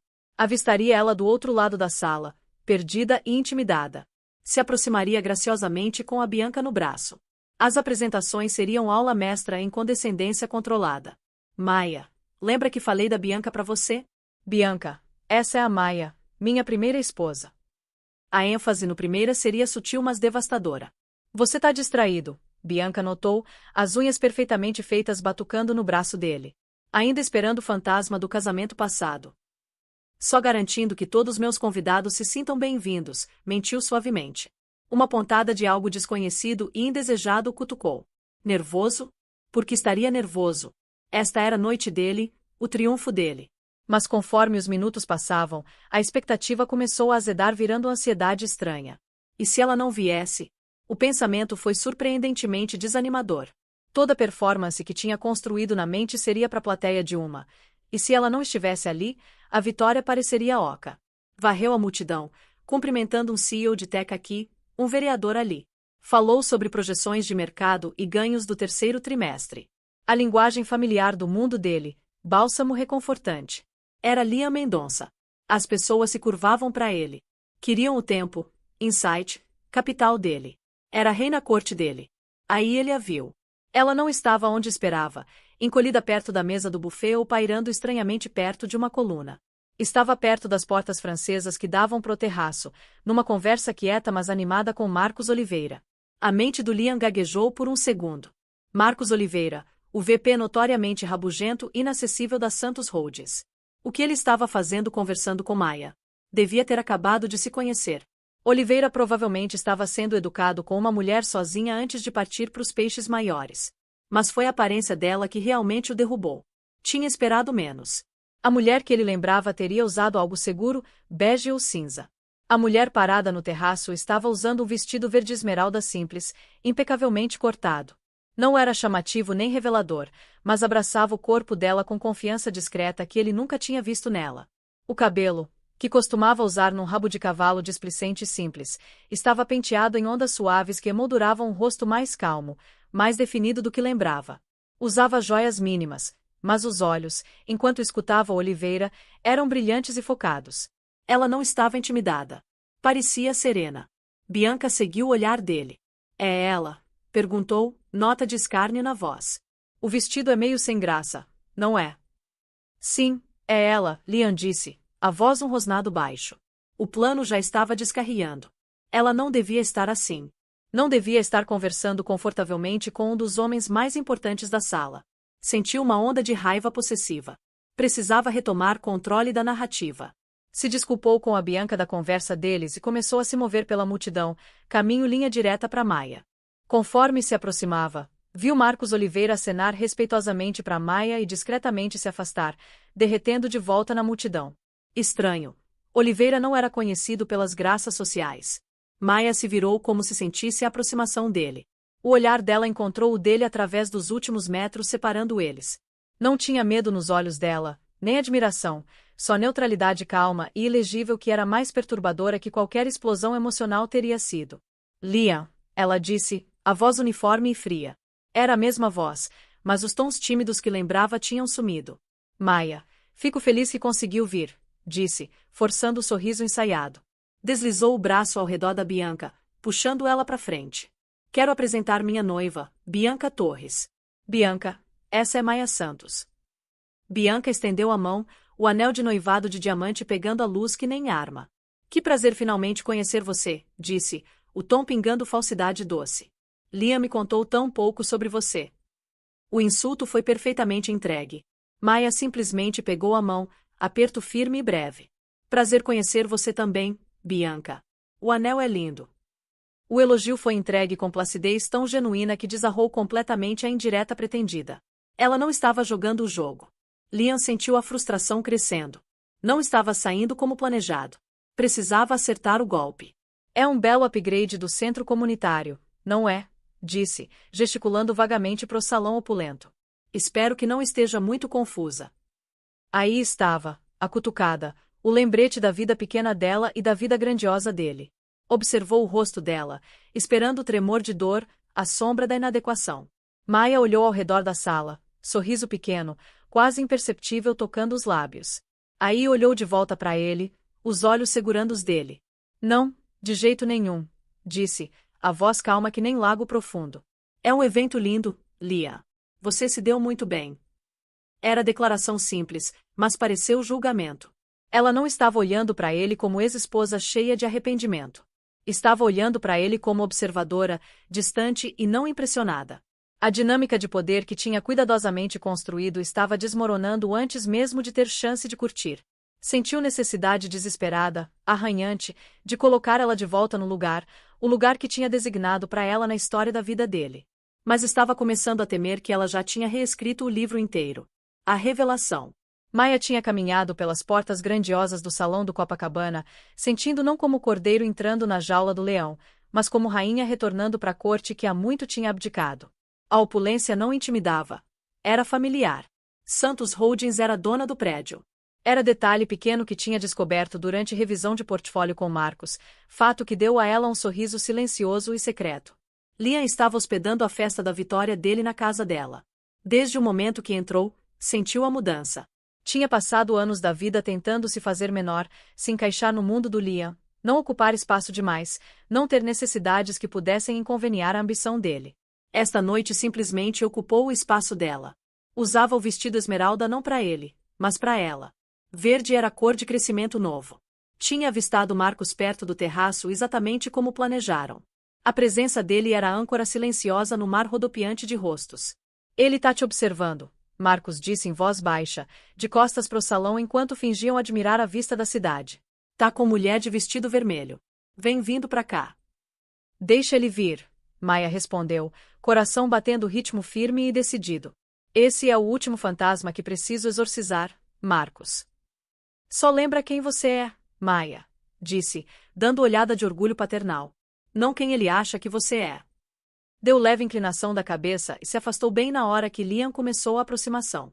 Encarando Liam agora, com Bianca agarrada no braço dele que nem parasita de grife, Maia sentiu senso estranho de distanciamento. Ele parecia igual. Terno impecavelmente cortado, relógio caro, a mesma inclinação arrogante no queixo, mas estava vendo ele com olhos novos. O poder e carisma que uma vez achou tão inebriante agora pareciam performance frágil e desesperada. Ele não era titã. Era homem apavorado de ser visto como pequeno. O comentário condescendente sobre o centro comunitário deveria ter doído. A Maia antiga teria se encolhido, bochechas queimando de vergonha. Mas a Maia nova simplesmente absorveu, reconheceu pelo que era, tentativa desajeitada e patética de retomar controle. E deixou pra lá. A resposta calma dela. É um evento lindo, Liam. Você se deu muito bem. Teve o efeito desejado. Confusão tremulou nos olhos dele. Esperava que ela fosse espelho refletindo a grandeza dele de volta. Em vez disso, ela era a janela olhando direto através dele. Bianca, sentindo o controle vacilante do Liam, entrou na conversa. Maia, o que exatamente você faz?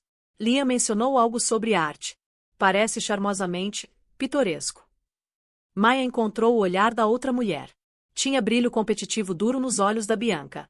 Era a mulher que sabia que o valor dela estava amarrado ao homem do braço, e via Maia como ameaça potencial ao investimento. Dirige um centro de artes sem fins lucrativos no centro, Maia disse simplesmente. Oferecemos educação artística e terapia para comunidades em situação vulnerável. É muito gratificante.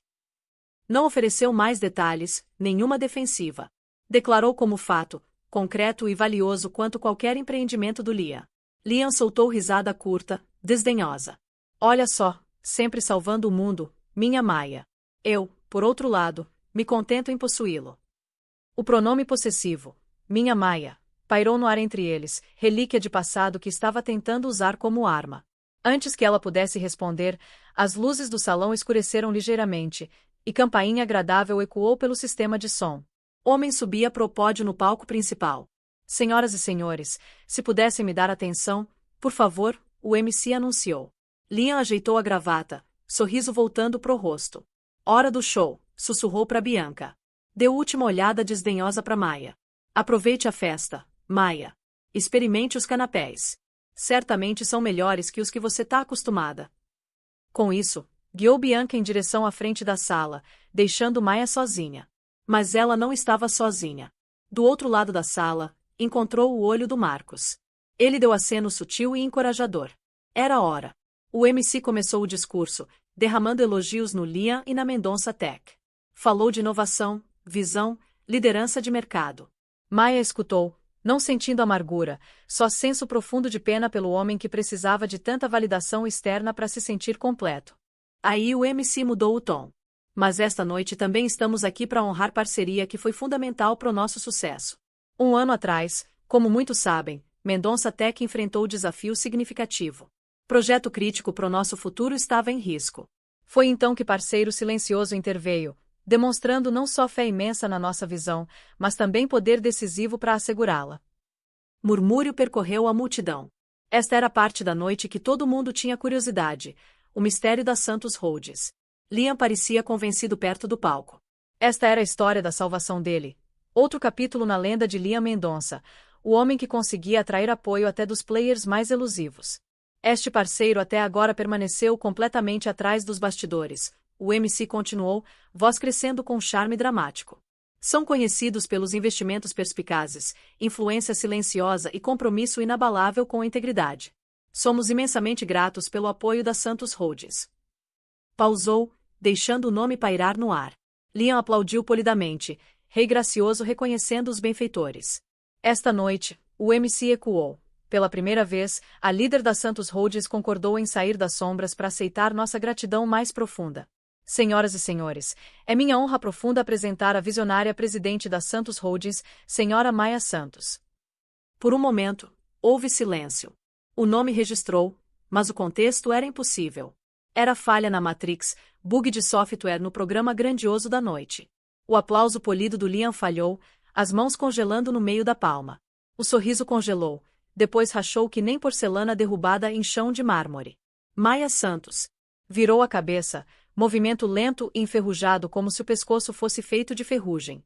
Procurou o local onde tinha deixado ela, esperando o quê? Ver ela parecendo confusa quanto ele, ver ela rindo de piada bizarra e cruel. Mas ela não estava mais lá. Em vez disso, estava caminhando em direção ao palco. Holofote a encontrou, banhando o vestido esmeralda em brilho celestial. Todo o olho na sala estava nela.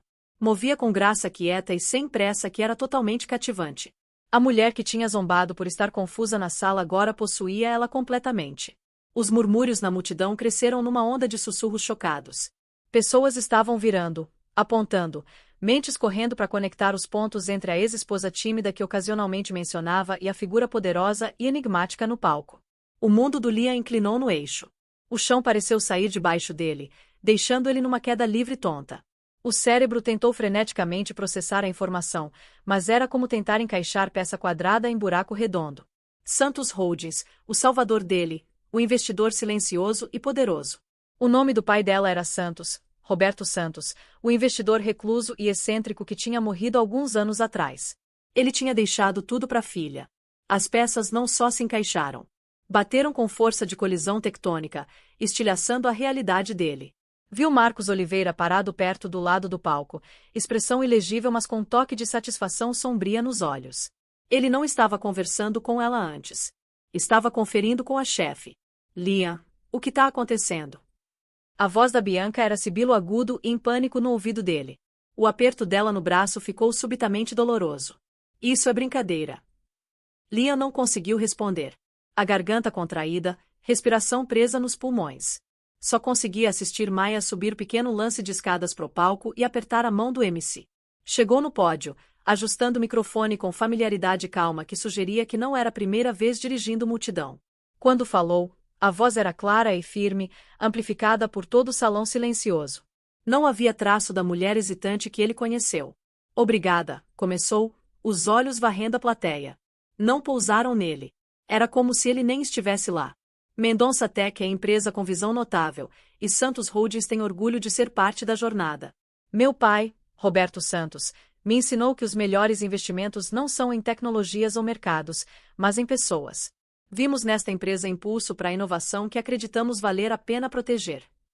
As palavras eram profissionais, graciosas e totalmente impessoais. E cada uma era prego sendo martelado no caixão dele. Estava elogiando a empresa dele, a empresa que agora possuía parcialmente, a empresa que tinha salvado. Ele não tinha atraído o investimento dela. Tinha sido beneficiário da decisão comercial calculada dela. A dinâmica de poder que prezava, aquela que definia o senso inteiro de selfie, tinha sido mentira. Não era o rei. Era bobo da corte, e nem sabia que estava usando os sininhos. Sentiu centenas de pares de olhos nele. Podia sentir a pena, curiosidade mórbida. Era piada.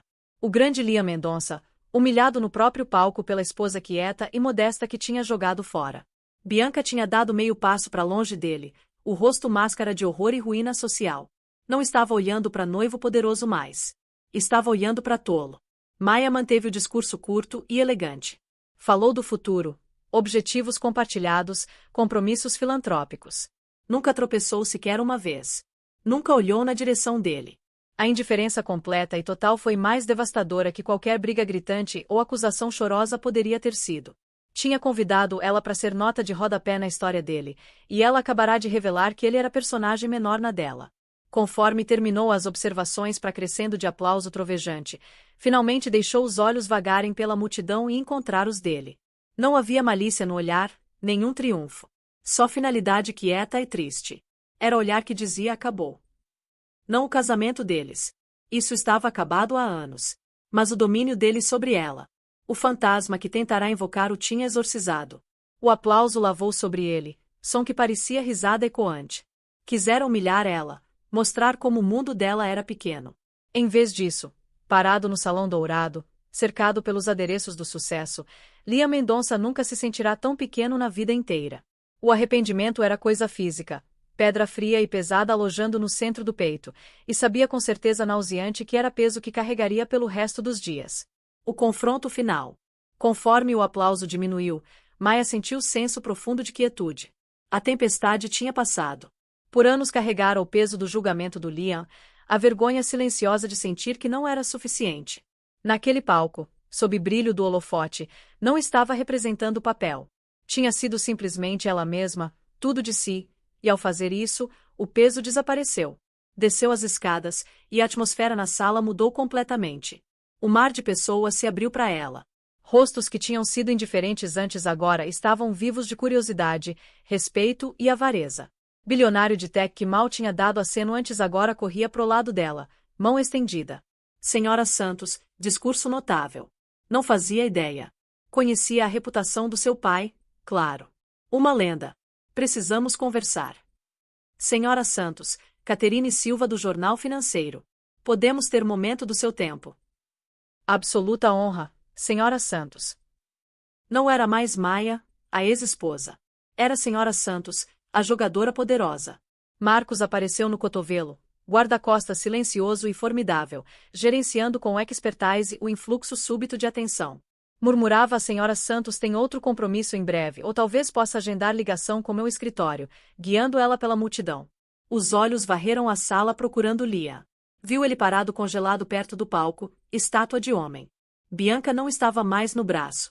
Estava vários metros distante, conversando animadamente com CEO rival, expressão cálculo cuidadoso de controle de danos. Já estava se distanciando, pulando do navio afundando. Parte de Maia, pequena parte ferida, tinha querido que este momento fosse vitória. Tinha querido se sentir triunfante, saborear o choque e humilhação dele. Mas olhando pro rosto cinzento, a desolação completa nos olhos, não sentiu alegria. Só sentiu tristeza profunda e oca. Não era vitória, era tragédia. História de homem tão cegado pela própria ambição que tinha descartado a única coisa de valor que talvez tivesse realmente tido. Não por causa do que ela era agora, mas por causa da pessoa que sempre fora, leal, solidária e gentil. Tinha confundido quietude com fraqueza, e ao fazer isso, revelou a própria. Não tinha desejo de falar com ele, de virar a faca. A revelação não era para ele. Não realmente. Era para ela. Era o ato final definitivo de reclamar a própria narrativa. Marcos, gostaria de ir embora, disse quietamente. Claro, respondeu. O carro está esperando na saída sul. Começaram a se mover em direção à saída, progresso lento conforme pessoas continuavam tentando interceptar ela.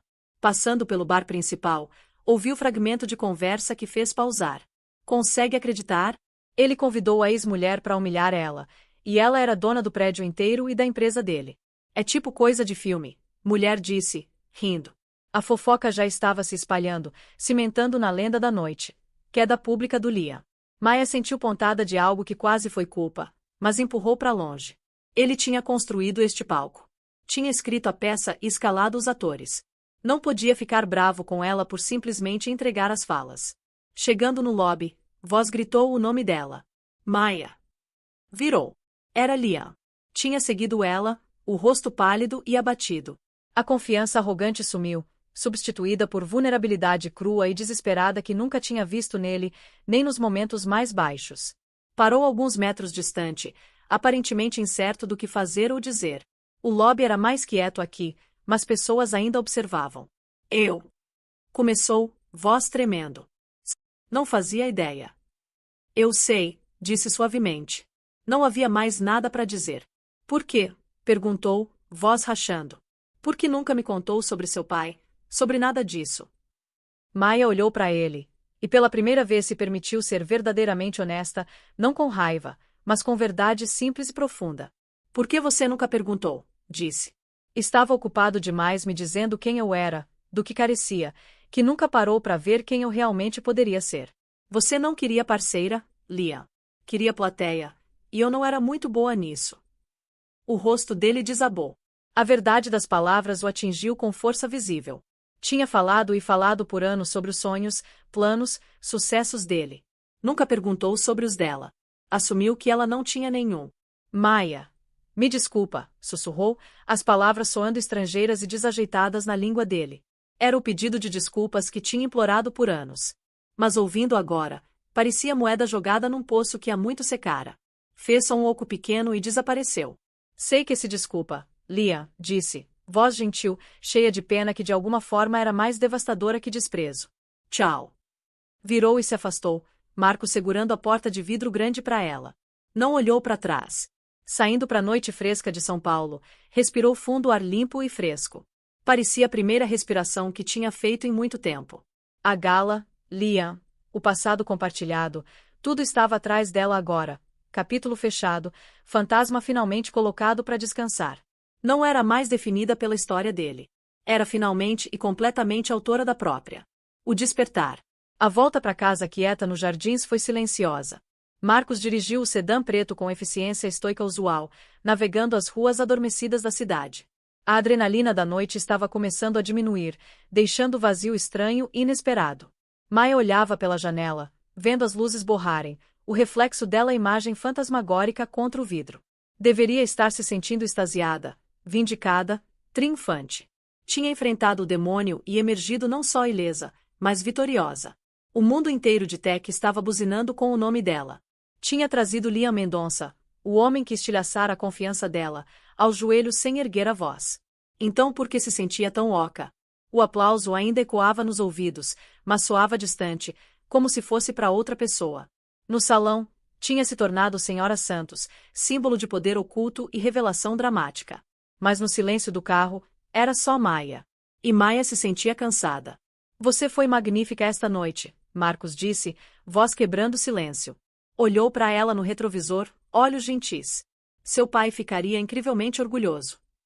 Ele teria odiado o espetáculo. Maia disse com um sorriso pequeno e triste. Nunca entendeu por que pessoas precisavam ser barulhentas sobre o sucesso. Não teria curtido a publicidade.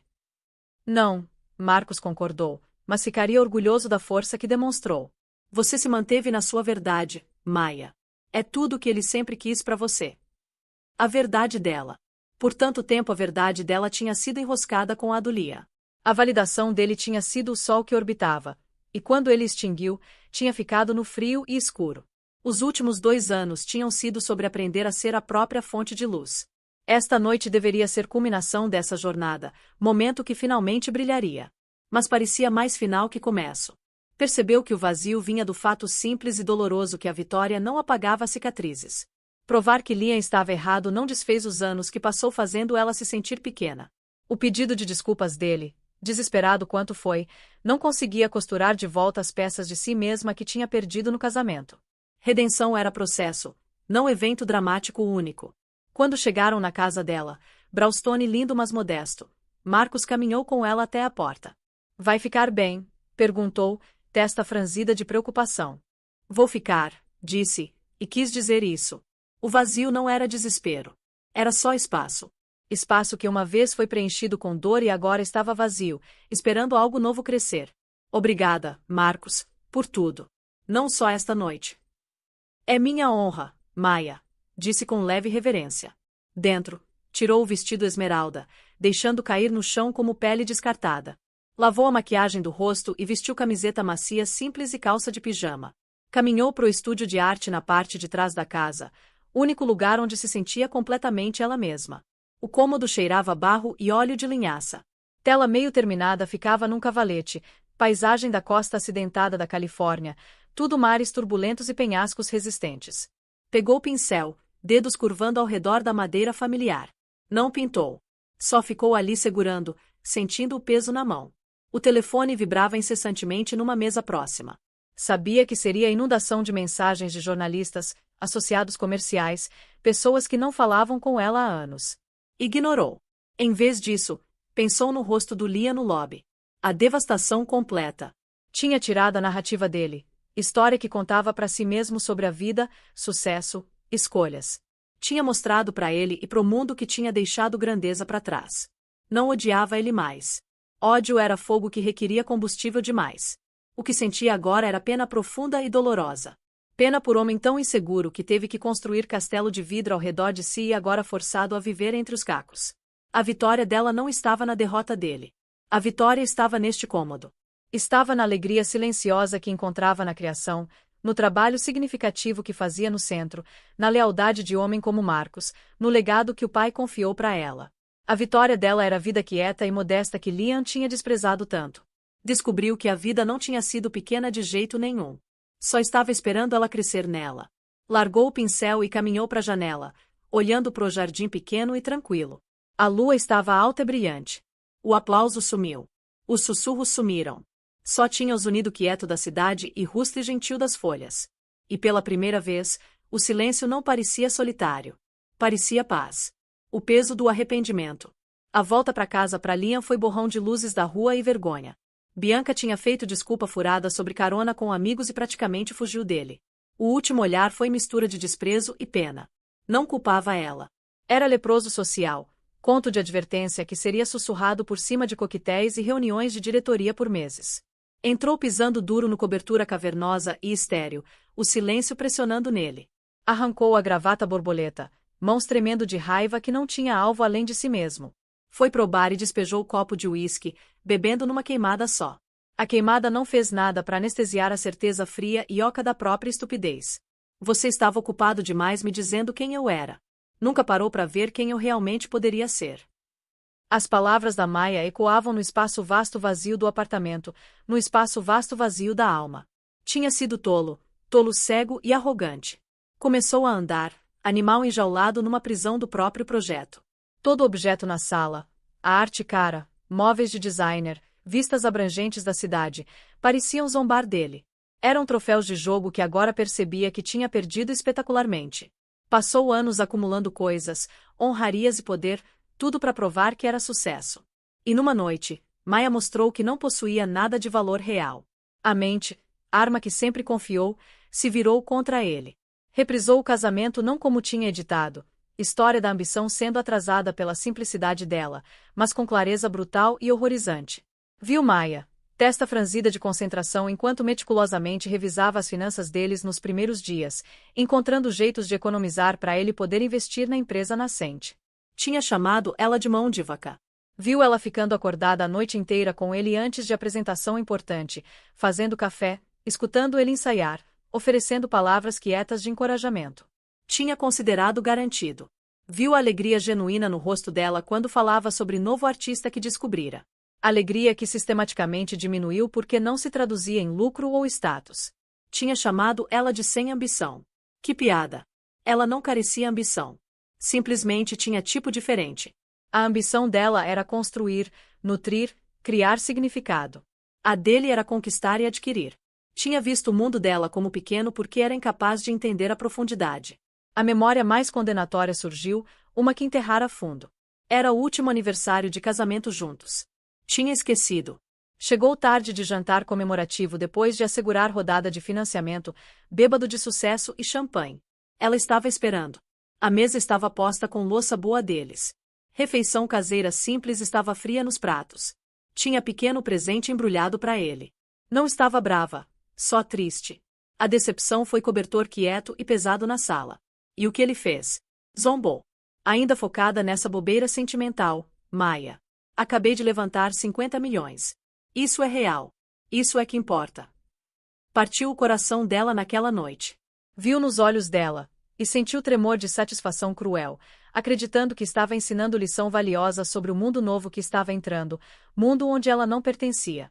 O homem que fez isso, que foi capaz de crueldade tão casual, não reconhecia. Não queria reconhecer, mas esse homem era ele.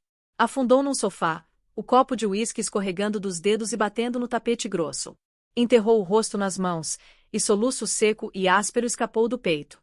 Não era choro pela reputação perdida ou noivado estilhaçado. Era choro pela própria alma perdida. Era choro pelo homem bom que poderia ter sido, homem que Maia uma vez amou, homem que metodicamente destruiu na busca de coroa oca. Tinha convidado ela para gala para humilhar. Queria que ela o visse como rei. Mas a coisa sobre colocar alguém no pedestal é que dá vista bem clara dos próprios defeitos. Não só julgou ela errado. Falhou o teste fundamental de caráter. Construiu império, mas perdeu a si mesmo. O arrependimento não era mais pedra no peito. Era oceano vasto e escuro, e estava se afogando nele. Não havia escape. Não havia negócio que pudesse fazer, estratégia que pudesse empregar para consertar isso. O dano estava feito. A única coisa que restava fazer era aprender a viver com o fantasma do homem que tinha sido e a mulher que descuidadamente jogará fora. O reino dele não era nada além de gaiola dourada, e finalmente estava verdadeiramente sozinho nela. A lição final. Semana passou. O estrago da gala foi rápido e brutal. A história foi papo da cidade, fábula moderna de arrogância e revelação. O telefone do Liam tocou constantemente pelos primeiros 2 dias. Jornalistas, colegas, membros preocupados da diretoria, e então ficou silencioso. Era pária. Bianca oficialmente terminou o noivado via mensagem fria do publicitário dela. Liam não ligou. Movia pelos dias numa névoa de autorrecriminação. Foi pro escritório. Sentou na gaiola com parede de vidro e encarou planilhas que não tinham mais significado. Os números eram só números. A emoção da caçada sumiu, substituída por dor roedora do arrependimento. Sabia que tinha que fazer algo. Pedido de desculpas no lobby cheio não era suficiente. Nem de perto o suficiente para os anos de dano silencioso que infligiu. Precisava explicar para ela, embora soubesse que não tinha direito de esperar perdão. Tentou ligar para o celular da Maia, número que se surpreendeu ainda a lembrar. Foi direto para a caixa postal toda vez. Sabia que ela estava filtrando as ligações, e não podia culpar. Então decidiu escrever. Sentou no laptop numa noite, luzes da cidade cintilando pela janela como 1000 olhos zombadores. Abriu o documento novo e digitou o nome dela. Maia. Começou a escrever, e as palavras despejaram dele, torrente de confissão e remorso que não sabia que estava segurando. Maia. Não sei por onde começar, e sei que não tenho direito de pedir seu tempo ou atenção, mas não consigo viver com as palavras que deixei por dizer. O pedido de desculpas que te dei na gala foi patético e egoísta. Outra tentativa de me sentir melhor. A verdade é que não mereço me sentir melhor. A semana passada foi educação implacável nos meus próprios defeitos. Tenho reprisado nosso casamento, nossa vida juntos, e fico horrorizado com o homem que fui. Vejo tudo agora com clareza agonizante. Vejo sua paciência, apoio, força silenciosa, e vejo minha própria arrogância imponente, insegurança, ego implacável e destrutivo. Te chamei de sem ambição. Como fui cego. Você tinha ambição de construir vida de significado, cuidar de pessoas, criar beleza. Só tinha ambição de ganhar. Vejo agora que minha definição inteira de sucesso foi imitação barata e oca da coisa real. Estava apavorado de ser visto como ordinário que virei monstro. Monstro que pegou seu amor, bondade e luz e tentou sufocá-los porque não refletiam minha própria imagem de volta para mim. Na noite da gala. Não convidei você para te dar closure. Convidei para te machucar. Queria ficar na montanha do meu sucesso e olhar para baixo para você para provar para mim mesmo que minha escolha de partir foi certa. Foi ato mais desprezível da minha vida. E o universo, na ironia brutal perfeita, me mostrou que não estava parado numa montanha. Estava parado num vale. E estava cego demais para ver o pico majestoso que era você bem na minha frente o tempo todo. Sabendo sobre Santos Holdings, sobre o que construiu nos seus próprios termos, do seu próprio jeito, sinto senso estranho de orgulho de você, que sei que é absurdo e algo que não ganhei o direito. Mas principalmente sinto vergonha profunda e sem fundo pelo homem que recebeu o presente de ser seu marido e foi estúpido demais para reconhecer o valor. Não tô escrevendo para pedir para voltar. Não tô escrevendo para pedir perdão porque não acredito que ganhei. Tô escrevendo porque você merece saber que vejo. Te vejo. Vejo quem sempre foi, e vejo finalmente quem sou, e vou mudar. Não por você, mas por sua causa. Você me mostrou força real, e vou passar o resto da vida tentando construir fração disso em mim mesmo. Sinto muito, muito mesmo, Maia. Por tudo. Terminou de digitar, peito doendo, lágrimas borrando a tela. Era a coisa mais honesta que já escreveu. Leu de novo, dedo pairando sobre o botão enviar. Essa confissão crua e patética. O que realizaria? Só seria mais intrusão na vida nova e pacífica dela, mais demanda pela energia emocional. Ela já tinha dado a resposta no lobby. Tchau. Foi separação limpa, presente. Despejar esta carta nela seria ato egoísta, tentativa final de fazer a dor dele problema dela. Redenção. Percebeu, não era sobre gestos grandiosos ou pedidos de desculpa lindamente escritos. Era sobre trabalho quieto, consistente e difícil. Era sobre ações, não palavras. Com respiração funda e tremula, Liam selecionou todo o texto no documento. Pensou na Maya no estúdio de arte, mãos cobertas de barro, criando algo real e significativo. Pensou no homem que queria se tornar, homem digno do próprio respeito. E apertou delete. A tela ficou em branco. A carta permaneceria não enviada. A expiação não seria em contar para ela que mudaria. Seria na mudança mesmo. A estrada à frente era longa e incerta, mas pela primeira vez, estava olhando para o horizonte certo. Reflexão final. A história de Liam e Maya não é só sobre revelação dramática numa gala. É lembrete poderoso que nossa percepção dos outros é frequentemente reflexo de nós mesmos. A arrogância do Liam o cegou para o valor verdadeiro da Maya, levando à humilhação pública que o forçou a confrontar o vazio do próprio sucesso. A jornada da Maya de esposa quieta e desvalorizada para a potência confiante nos mostra que força verdadeira não é sobre ser pessoa mais barulhenta da sala, mas sobre conhecer o próprio valor, mesmo quando ninguém mais conhece. A história deles explora temas complexos de arrependimento, redenção e poder silencioso da autoestima. Sabe o que mais me impacta nessa história toda? É que muitas vezes a gente julga as pessoas pela aparência, pelo que elas fazem da vida, sem nem tentar entender quem realmente são por dentro. O Liam passou anos olhando para Maya como se ela fosse pequena, sem ambição, sem sonhos grandes. Mas na verdade, ela tinha algo que ele nunca teve: paz interior, propósito verdadeiro, e a sabedoria de saber que sucesso não se mede só em dinheiro ou poder. A Maya construiu um império silencioso enquanto ele fazia barulho. Ela impactava vidas reais no centro cultural enquanto ele só acumulava zeros na conta bancária. E quando chegou a hora de mostrar quem realmente era, ela não precisou gritar, não precisou humilhar ninguém propositalmente.